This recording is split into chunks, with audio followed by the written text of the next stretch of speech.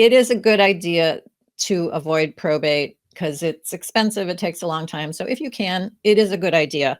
Sometimes we can't avoid it though, because it's too late. Either our person has already died.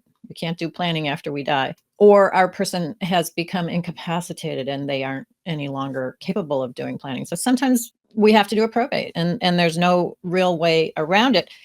It came to my attention in a couple of cases in the last 2 weeks that maybe we're doing too good a job of putting that fear of probate into the ether. I had a couple of clients who were concerned about an elderly family member who didn't have an estate plan, and they just were, panicked at the thought of having to do a probate because they weren't able to do any planning. And once I kind of walk them through what it's like, what to expect, I could tell that they were relieved and they thanked me and they felt like, they got some value out of that meeting. So it occurs to me again that maybe we ought to do a little more education just around the nuts and bolts kind of what a probate really is like, because there's not enough out there. Personal representative is the person who basically handles the probate and takes the estate through probate.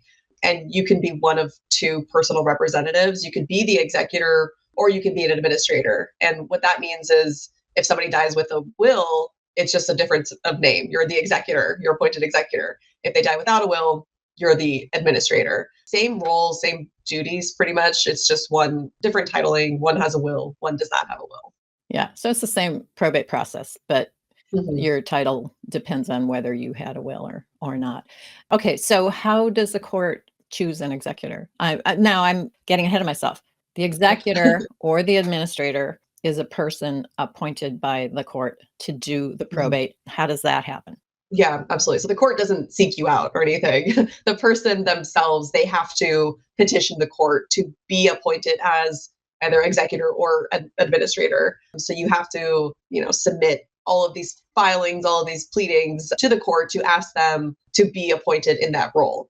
Okay. And so when there's a will, that person is called the executor, and they are the person that is named in the will. The decedent will say, this is who I want to be my executor, right in the will. And that person will be appointed by the court unless there's some controversy about them. Some other person comes forward and says, oh, no, this person should not be the executor.